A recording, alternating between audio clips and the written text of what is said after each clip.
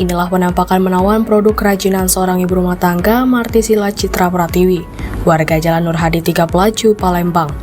Berbagai aksesoris menarik seperti gelang, kalung, gantungan kunci, dan kerajinan flanel bunga dan kotak tisu, semua itu dibuatnya dan mulai dirintis sejak tahun 2014, tepatnya saat ia masih kuliah. Martisila awalnya suka membuat kreasi tangan yakni flanel dan kotak tisu, namun peminatnya hanya musiman. Untuk mendulang cuan, ia berinovasi memperdalam seni meronce. Seni meronce adalah kegiatan merangkai atau menyusun benda kecil seperti manik-manik, biji-bijian atau potongan kecil lainnya menggunakan tali, benang, atau kawat. Dengan ketelitian dan kesabaran lahirlah produk indah dan limited edition. Dalam sehari ia mampu memproduksi hingga 20 produk, sementara harga bervariasi mulai Rp5.000 hingga Rp35.000 tergantung tingkat kesulitan. Meski terbilang lancar, namun sejatinya Martisila kerap mendapatkan kendala mulai seperti ketersediaan bahan baku hingga tren mode yang cepat berganti.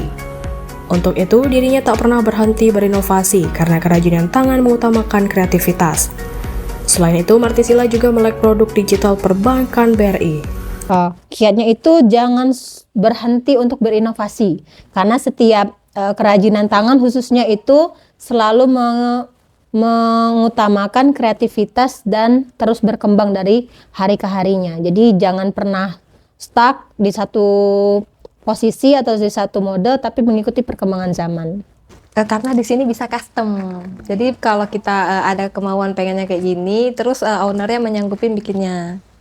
Bahannya bagus nggak? Bahannya bagus, premium nggak. Terus harganya juga terjangkau. Buat dipakai apa? Handmade.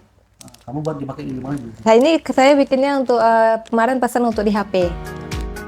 Selain mengikuti bazar dan pameran, Martisila memanfaatkan medsos untuk memperluas jangkauan pemasaran.